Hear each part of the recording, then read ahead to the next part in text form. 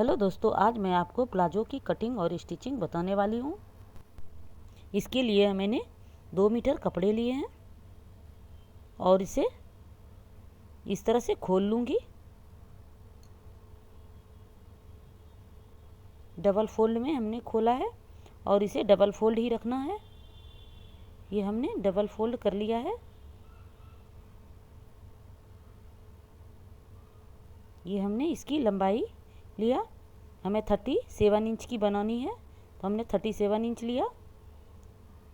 इधर से 56 का चौथा भाग 14 और 1 प्लस करेंगे तो 15 इंच पे हम यहाँ पर एक निशान लगा लेते हैं।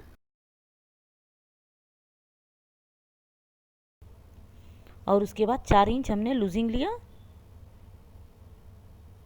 19 इंच हमारा टोटल चौड़ाई हो गया। 15 इंच और 4 इंच 19 इंच पे हमने फाइनल निशान लगा लिया। अब यहाँ से हम 19 इंच पे एक निशान लगा लेते हैं और यहाँ से हम फोल्ड करेंगे ताकि साइड से हमारा कपड़ा बच जाए। तो अब यहाँ से यहाँ तक हो गया हमारा 19 इंच। ये अब यहाँ से साइड से पट्टी बच जाएगी तो हम उसे ऊपर में बेल्ट भी लगा सकते हैं।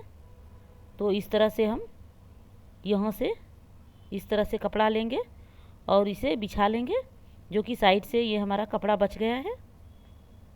तो इस तरह से हम कपड़े को हमने बिछा लिया है। बंद भाग अपने साइड, खुला भाग सामने साइड, इस तरह से हमने कपड़े को रखा है। अब दूसरे साइड से भी हम 37 इंच पर एक निशान लगा लेते हैं और इसे इस तरह से मिला लेते हैं। अब हम इसकी कटिंग करके अलग कर लेते हैं कपड़े को।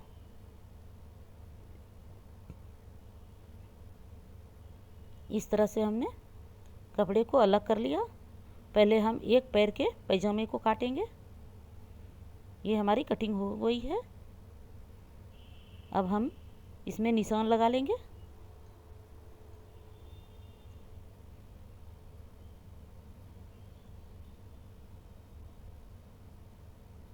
अब यहाँ 10.5 इंच पर हम आसन के लिए निशान लगाएंगे।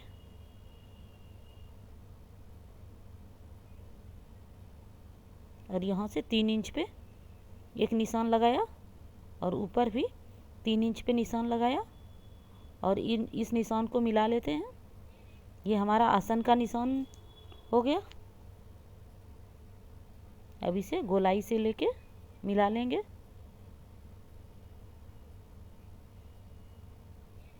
ये अब हम नीचे के मोरी का निशान लगाएंगे। ये आप अपने हिसाब से रख सकते हैं। मोरी को हमने 14 इंच पे रखा है। आप अपने हिसाब से ज़्यादा या कम कर सकते हैं। अब यहाँ से इसे इस तरह से मिला लेते हैं।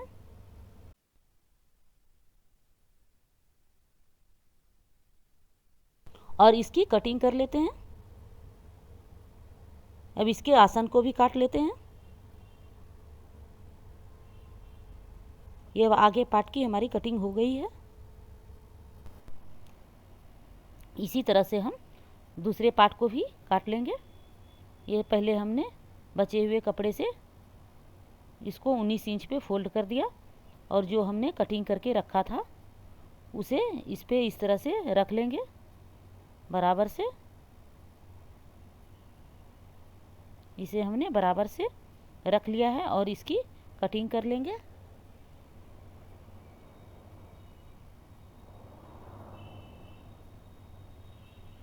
ये हमने दूसरे पार्ट की भी कटिंग कर ली है।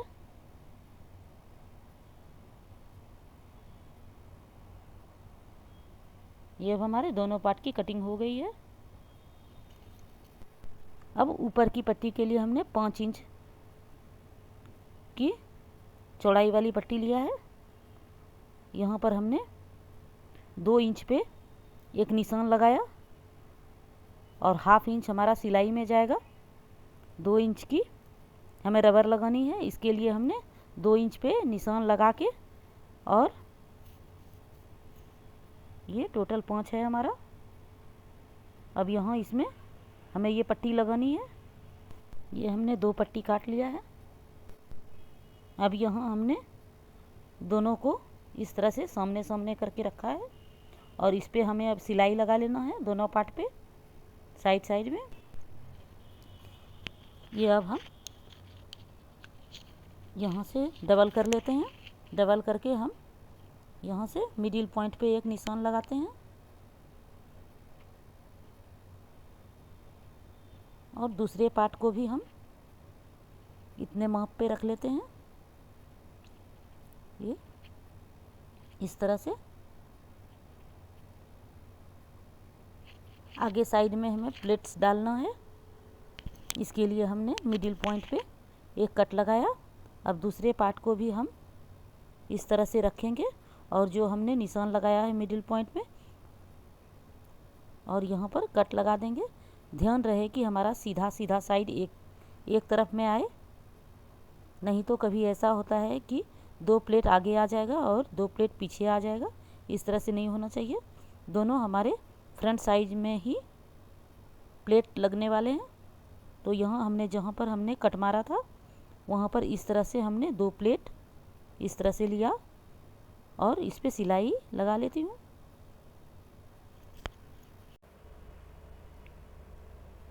ये हम दूसरे पार्ट में भी इसी तरह से प्लेट्स को डालेंगे।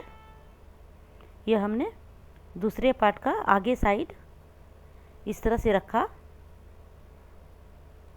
और हमें इस तरह से प्लेट लगाना है। दूसरे साइड का प्लेट हम जो बंद साइड है उसे आगे रखेंगे। इस तरह से हमने 2 प्लेट लगा लिए हैं दोनों साइड में। अब हमें आसन की जॉइंट करनी है। ये हमने प्लेट्स को डाल लिए हैं। अब हमें आसन की जॉइंट कर लेनी है। इस तरह से हम आसन को जोड़ लेते हैं। आसन की जॉइंट हम 2 तरह से कर सकते हैं। एक, पहले आसन जॉइंट करके उसके बाद आगे की साइड की जॉइंट करना, या तो आगे की साइड को जॉइंट करके उसके बाद हम आसन की जॉइंट करेंगे। ये तो हमारा आसन जुड़ गए हैं। अब ये दोनों साइड जो हमने प्लेट्स डाले हैं वो हमें फ्रंट साइड में रखना है।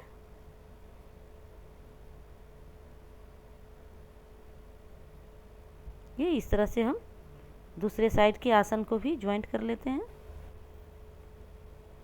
अब हमें इसकी ऊपर की पट्टी लगानी है जिसमें हम रबर लगाएंगे।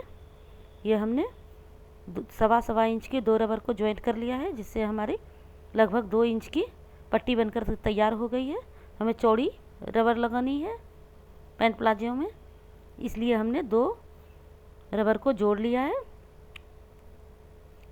अब हमें प्लाजो में जो हमने 5 इंच की पट्टी काट के रखा था, अब हम रबर को रख करके उस पर एक निशान लगा लेते हैं, और इससे एक सूत ज़्यादा हम सिलाई करते जाएंगे ताकि हमारा रबर ज़्यादा फिट नहीं हो। फिट होने से वहाँ पर चुन्नट आ जाती है। इसके लिए हम ध्यान रखेंगे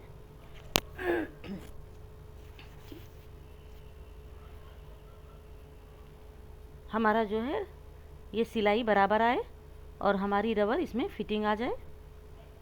अगर आप इस चैनल पर नए हैं तो इसे सब्सक्राइब कर लीजिए, बेल आइकन को ज़रूर दबा लीजिए ताकि हमारी आने वाली वीडियो की नोटिफिकेशन आपको मिलती रहे। इस वीडियो को लाइक और शेयर भी ज़रूर करें। अब हम इस तरह से चारों तरफ सिलाई लगा लेंगे बराबर बराबर दूरी पर।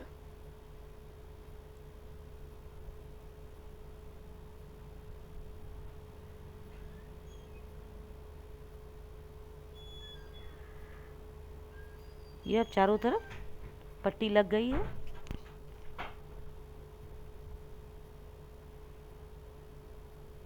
अब हमें इसमें रबर डालना है।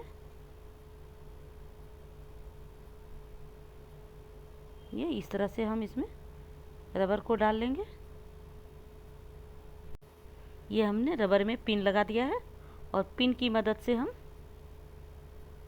रबर को अंदर पट्टी के अंदर हम डाल देते हैं।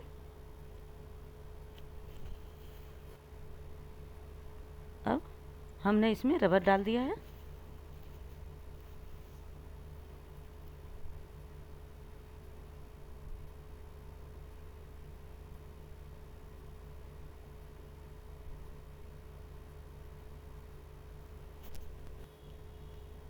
ये हमने रबर को डाल दिया है और अब दोनों रबर को इस तरह से निकाल लेंगे और यहाँ उल्टे साइड से हम यहाँ पर दोनों को ज्वाइंट करके सिलाई लगा लेंगे। जी बीच से भी हम एक इसमें सिलाई लगा लेते हैं ताकि हमारा रबर अच्छी तरह से बैठ जाए। ये इस तरह से दिखने वाला है हमारा प्लाजो पैंट। ये वीडियो आपको कैसा लगा हमें कमेंट करके ज़रूर बताइए।